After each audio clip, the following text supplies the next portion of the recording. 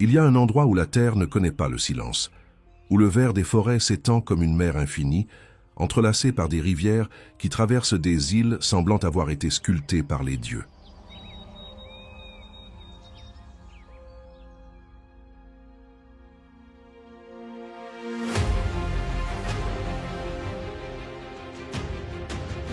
Un archipel avec plus de 17 000 morceaux de terre, entouré par le bleu sauvage de l'océan.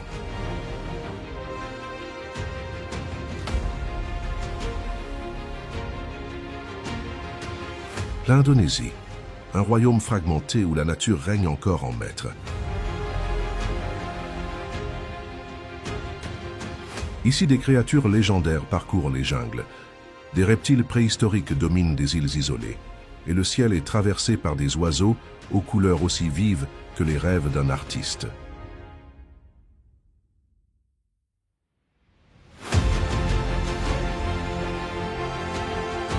C'est un monde à part, où le temps semble s'être arrêté et la vie bat avec une intensité brute et fascinante.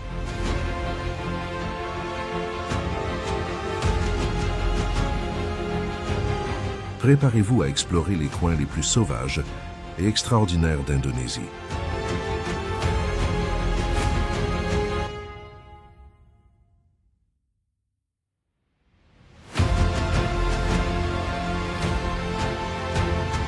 Une terre où la nature dicte encore les règles.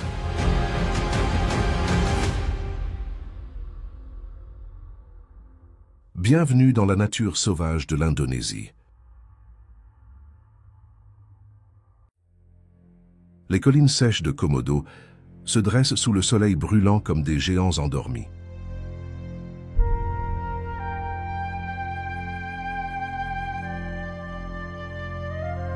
La végétation est clairsemée, tordue par le vent et le manque d'eau.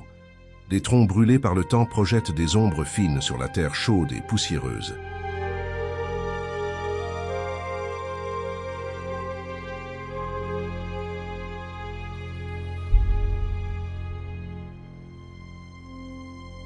L'air vibre avec la chaleur, et le silence n'est interrompu que par le son rustique de brindilles écrasées.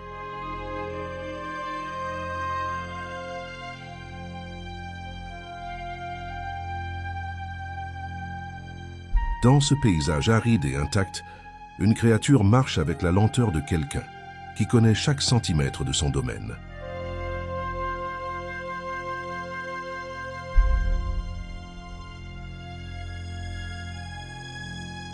C'est le plus grand lézard de la Terre, un survivant de l'époque où les reptiles dominaient la planète.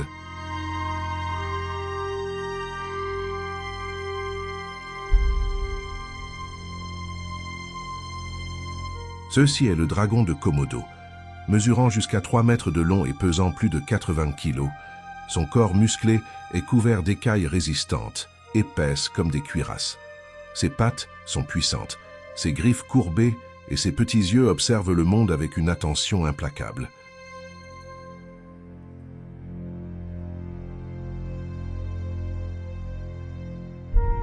La langue bifide s'étend à plusieurs reprises hors de la bouche, captant des particules dans l'air comme un radar naturel. Elle peut détecter l'odeur de la viande à plus de 9 km de distance. Quand elle se déplace, il n'y a pas de hâte, juste la certitude de celui qui n'a jamais cessé d'être au sommet de la chaîne.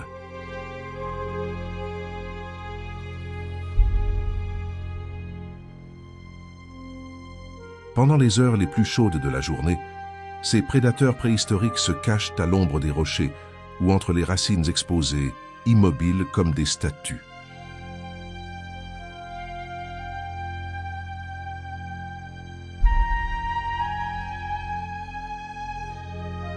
Mais à la moindre stimulation, la transformation est immédiate.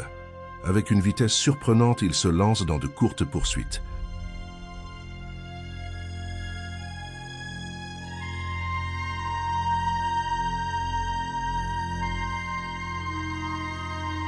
La morsure d'un dragon de Komodo injecte une combinaison de bactéries et de toxines qui affaiblit lentement la victime. C'est une chasse patiente.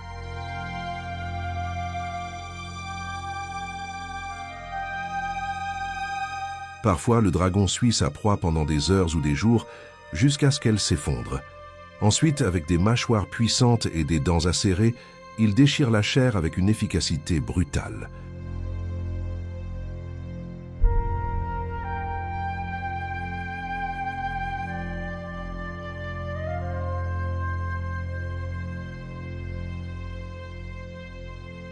Le comportement des dragons est territorial et solitaire. Chacun revendique une zone et la patrouille avec détermination.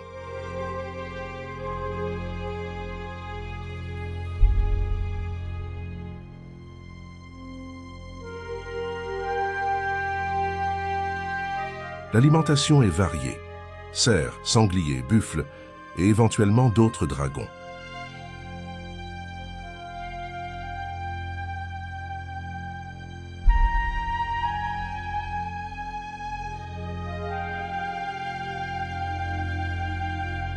Jeunes, après un repas, ils entrent dans un état de torpeur digestive, où ils passent des jours immobiles à absorber chaque morceau de la proie.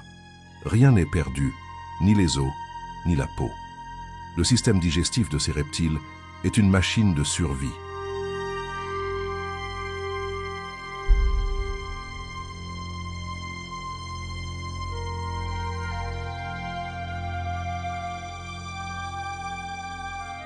Bien qu'ils semblent être des créatures hors du temps, les dragons de Komodo sont profondément adaptés à leur environnement.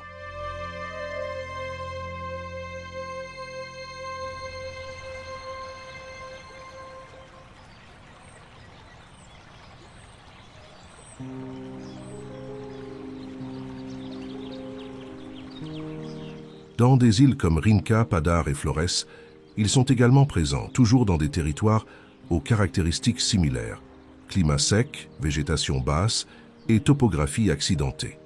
C'est dans cet écosystème unique qu'ils ont évolué, isolés pendant des milliers d'années.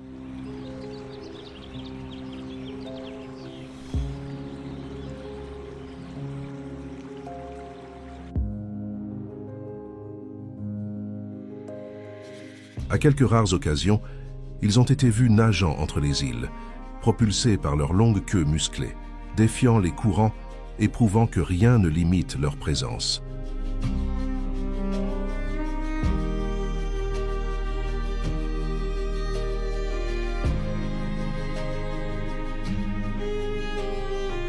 La reproduction est une autre partie fascinante de son histoire. La femelle creuse des trous profonds où elle dépose jusqu'à 20 œufs.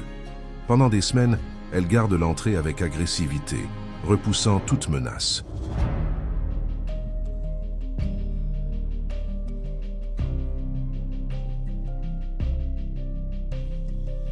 Amé Komodo et ses îles voisines n'appartiennent pas seulement à ces colosses.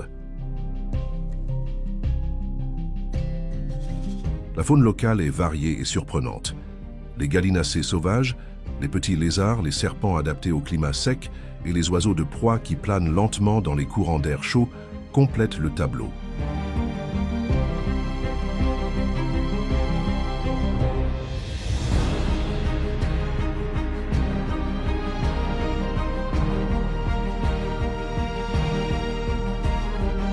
La végétation, bien que rare, est résistante.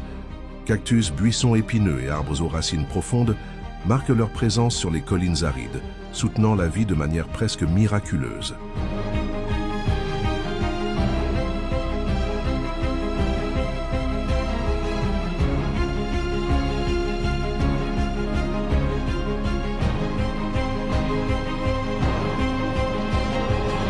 À la fin de la journée, lorsque le soleil dit au revoir derrière les collines, les dragons reprennent leur marche lente, traversant des sentiers marqués par la répétition des siècles. Chaque pas semble faire écho au passé, comme si ces créatures portaient avec elles la mémoire d'un monde ancien. Rien ne semble pressé. Tout suit un rythme ancien, naturel, intransigeant.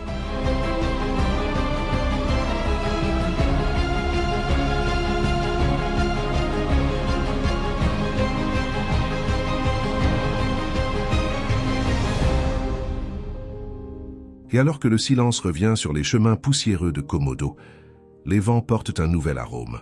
L'humidité, le vert, le bruit des feuilles foulées, des rivières qui coulent cachées sous la brume.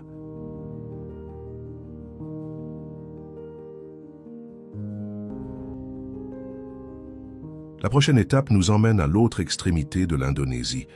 Des terres arides et des créatures préhistoriques, nous partons maintenant vers une île où la canopée de la forêt cache des géants silencieux.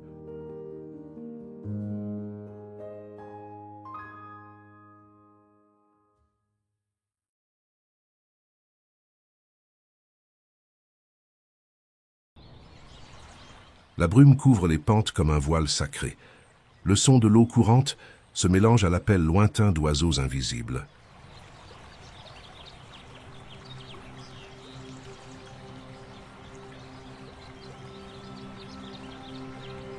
Nous entrons à Sumatra, l'une des plus grandes et biodiverses îles d'Indonésie.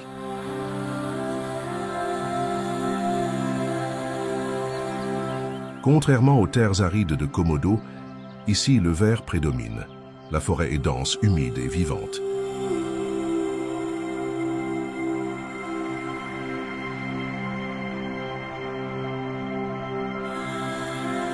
Le sol est couvert de feuilles en décomposition.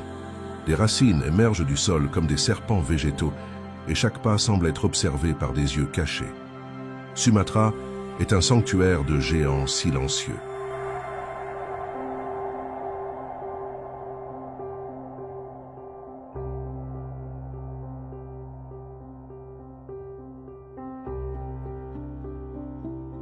Entre les ombres et les troncs couverts de mousse, il marche avec la légèreté d'un fantôme. Le tigre de Sumatra, le plus petit des tigres du monde, se déplace avec une précision absolue.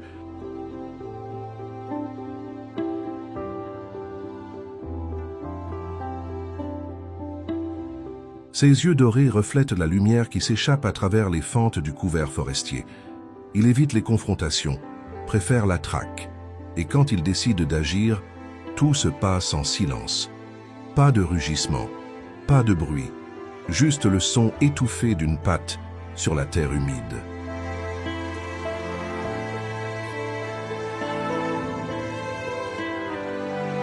Avec un pelage plus foncé et des rayures plus rapprochées que ses parents continentaux, c'est un prédateur façonné par la forêt.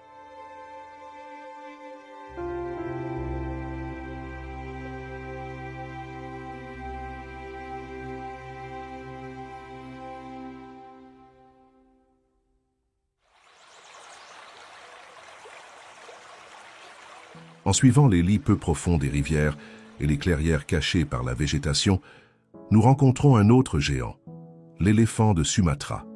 Bien que plus petit que les éléphants indiens, sa présence est immense.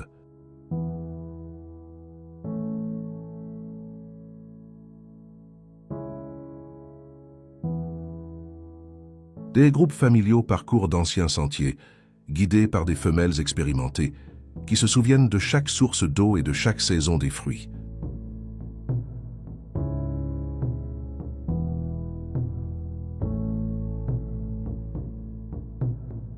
Avec des trompes habiles, ils arrachent des feuilles, cassent des branches et interagissent entre eux avec des touches et des sons presque inaudibles.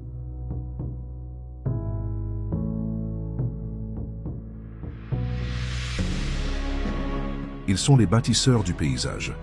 En ouvrant des chemins, ils dispersent des graines et créent des espaces où la lumière pénètre et la vie se renouvelle.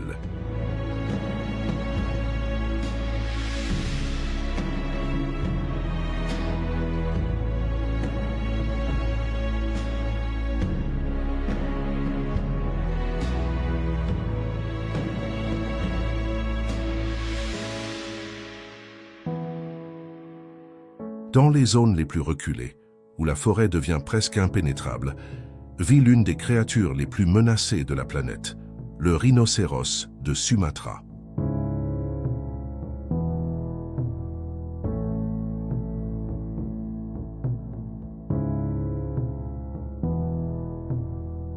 Solitaire, discret, couvert d'une peau épaisse qui semble avoir été sculptée dans de la pierre vivante, cet animal est une apparition rare. Peu de gens l'ont vu. Peu de gens croient qu'il existe encore, mais il est là. Il fouille le sol à la recherche de feuilles, de branches et de fruits tombés. Il utilise des bains de boue pour protéger sa peau des insectes et de la chaleur.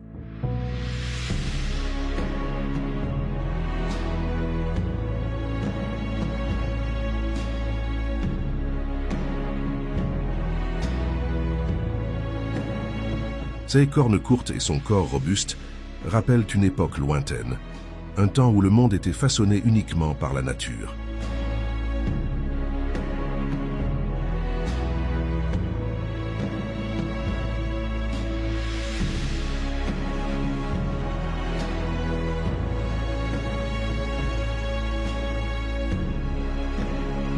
Sumatra est aussi une terre de primates et d'oiseaux qui colore la canopée de vie.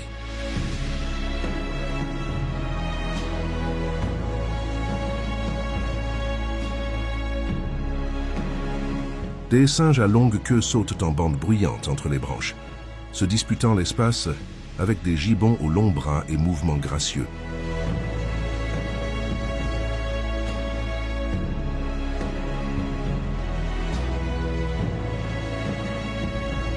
Le son grave de leurs chants résonne sur des kilomètres, marquant leur territoire et leurs liens familiaux.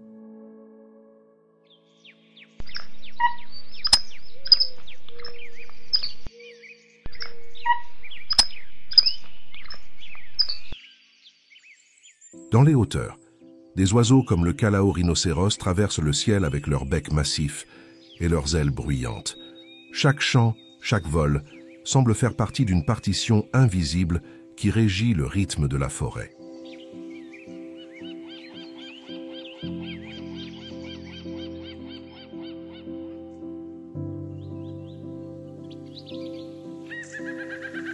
Et il n'y a pas que les grands animaux qui dominent Sumatra. À chaque coin, la diversité surprend. Les insectes à carapace brillante se cachent sous les feuilles. Les grenouilles mimétiques deviennent indiscernables du sol.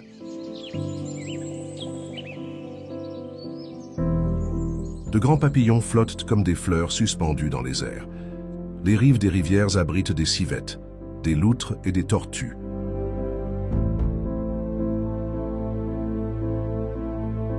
Et sur les branches les plus basses, de petits écureuils volants glissent entre les arbres, profitant des courants d'air générés par le mouvement même de la forêt.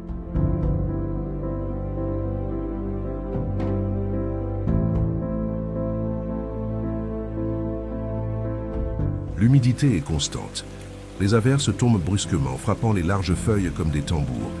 Les rivières se forment rapidement, transformant les sentiers en courants temporaires. Mais tout ici est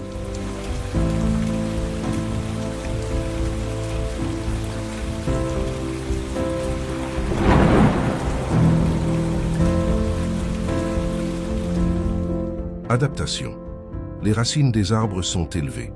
Les animaux savent se déplacer même avec de l'eau jusqu'aux genoux. La forêt a façonné tous ses habitants avec précision.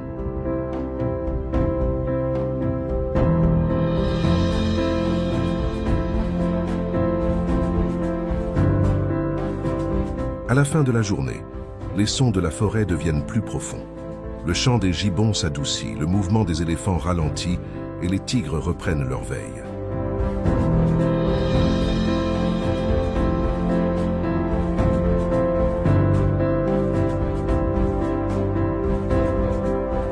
Quelque part, le rhinocéros se cache dans la végétation dense, invisible. Le brouillard revient, recouvrant les hautes branches et les rivières sinueuses.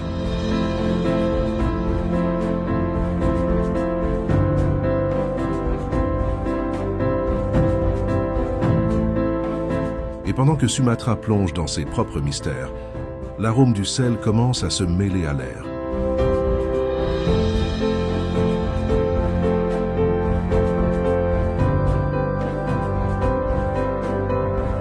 Plus loin, d'autres îles se dressent à l'horizon. Sur celle-ci, la forêt est encore vivante, mais elle s'élève vers le ciel.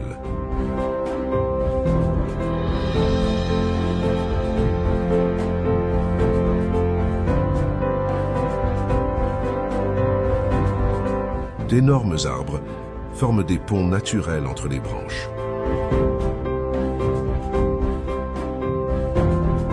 Des êtres d'intelligence ancestrale construisent des nids et observent le monde d'en haut, avec des yeux qui comprennent plus que simplement la survie. Notre prochaine destination est Bornéo.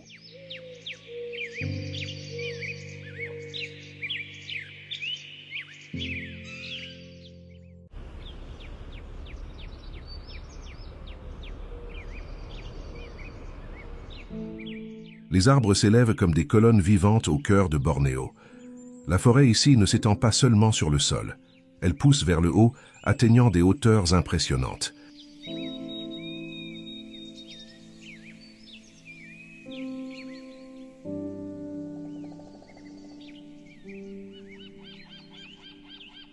De longs troncs soutiennent des branches qui s'étendent comme des ponts naturels entre les arbres, formant un réseau de chemins aériens utilisés par des créatures aussi anciennes que les cimes elles-mêmes.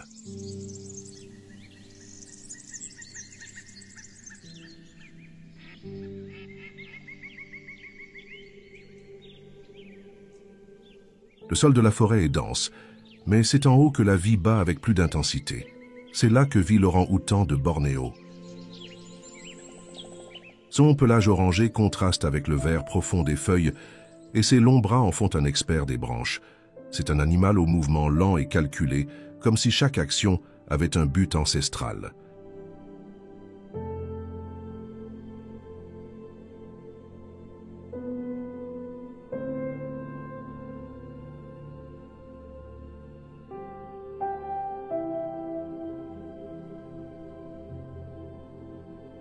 Elle passe des heures à construire des nids de feuilles, parmi les branches les plus hautes, où elle dort et élève ses petits. Les femelles s'occupent des jeunes pendant jusqu'à 7 ans, leur enseignant le monde, comment choisir les meilleurs fruits, où trouver de l'eau, comment se déplacer en hauteur. Tout est transmis avec patience et silence.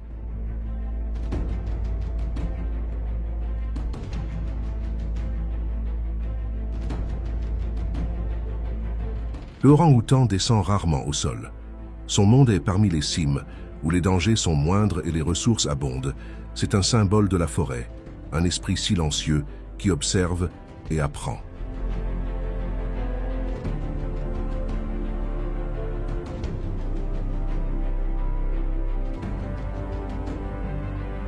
Au même niveau, un autre maître des arbres se déplace avec agilité, le gibbon.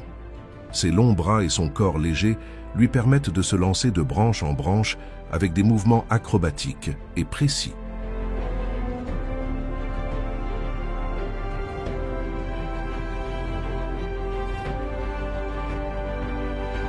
Contrairement à l'orang-outan, il est plus rapide et plus sonore. Ses appels résonnent dans la forêt à l'aube, marquant le territoire et renforçant les liens du couple, car ces primates vivent en couple monogame, un comportement rare chez les mammifères tropicaux.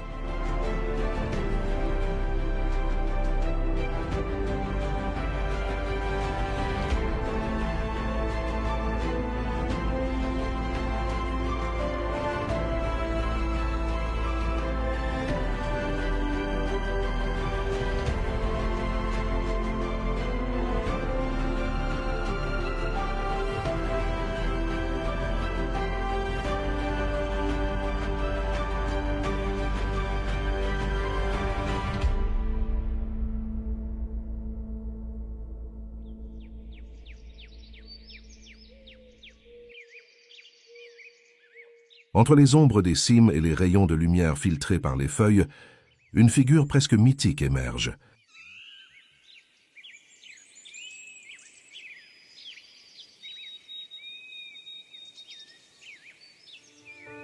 La panthère nébuleuse, avec son pelage tacheté discret et sa longue queue, est un prédateur nocturne, mais sa présence pendant la journée n'est pas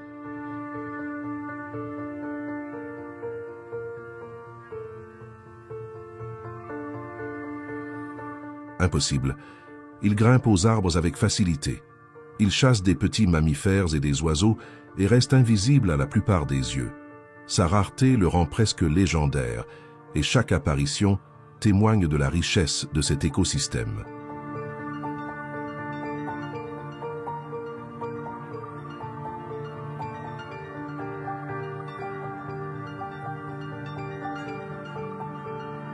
L'ours malais vit aussi dans cette forêt.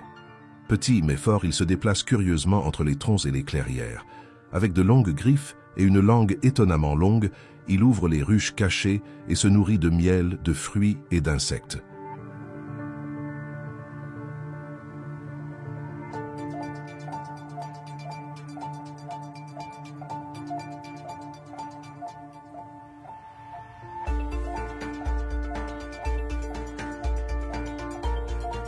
La biodiversité de Bornéo est presque incompréhensible. Sur un seul hectare, il peut y avoir plus d'espèces d'arbres que dans toute l'Europe.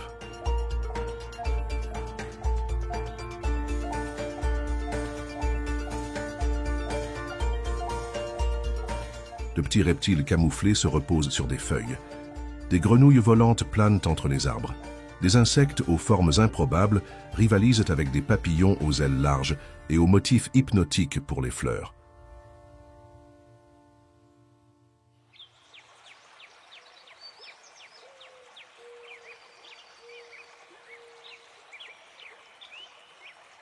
La forêt est une symphonie de formes, de sons et de cycles qui se répètent depuis des millions d'années.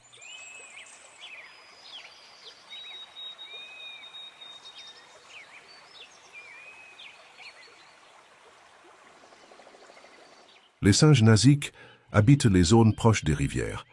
Leur long nez et visage expressif les rendent inoubliables.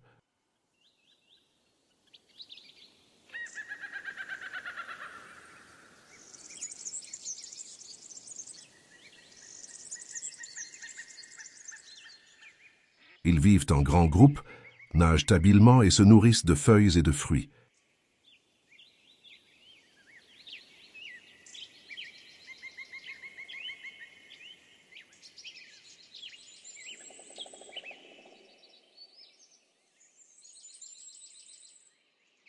Quand ils ont peur, ils émettent des sons explosifs et courent vers les arbres les plus proches, où ils se dispersent avec des sauts agiles.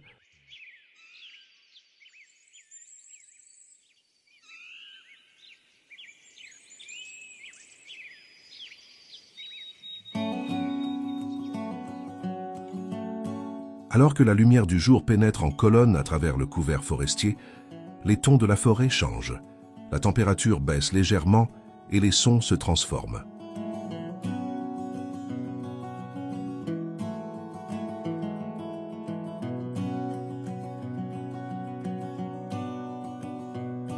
Les appels des gibbons se taisent, les orang-outans se retirent.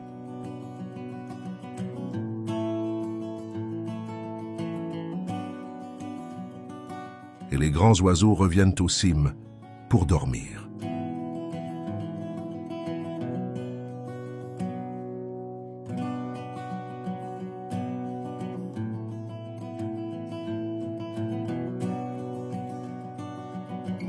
Le sol de la forêt reste actif, mais la cime repose comme si elle reprenait des forces pour un nouveau cycle.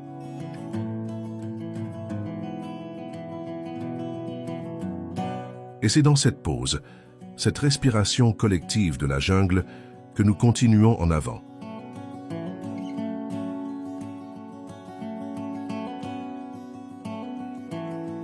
Nous partons des cimes qui touchent le ciel vers les rives des îles orientales, où la nature révèle d'autres facettes, plus légères, plus colorées, mais tout aussi surprenantes.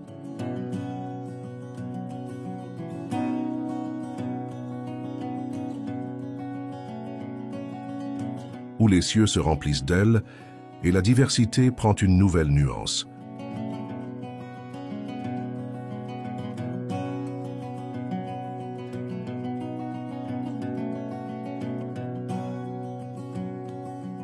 Le paysage s'ouvre dans une nouvelle forme d'exubérance. Les îles orientales de l'Indonésie reçoivent les vents du Pacifique et la chaleur tropicale avec une végétation plus légère, mais tout aussi riche.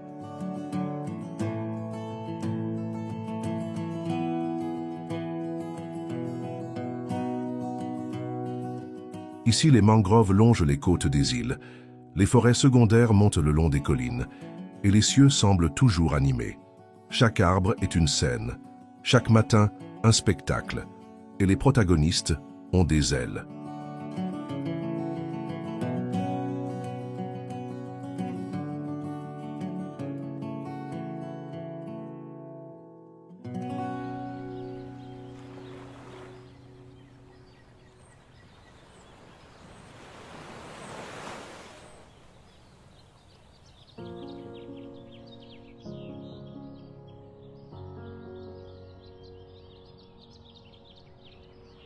Les cacatoès blancs survolent les clairières avec leurs cris caractéristiques, et les oiseaux marins suivent les courants côtiers traçant le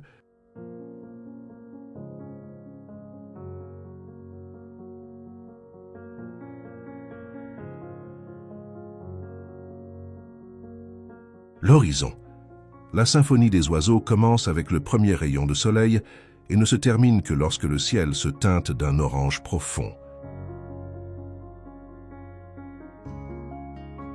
Sous les eaux côtières, les récifs coralliens éclatent de couleurs et de formes. Des bancs de poissons dansent en synchronisation entre les anémones, les éponges et les coraux durs.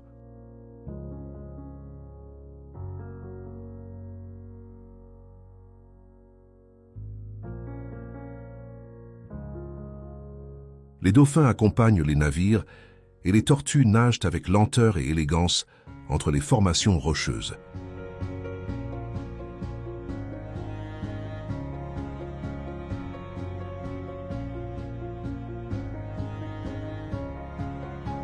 Les îles ne sont pas seulement des refuges pour les espèces terrestres, ce sont des portails vers un océan vivant, interconnecté et vibrant.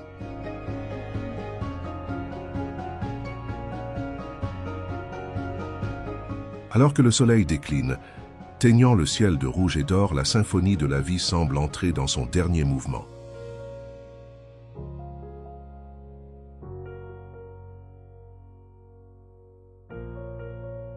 Les oiseaux retournent vers les nids. Les singes cherchent refuge dans les branches. Les serpents se retirent et le vent souffle sur les cimes des arbres comme un murmure de gratitude.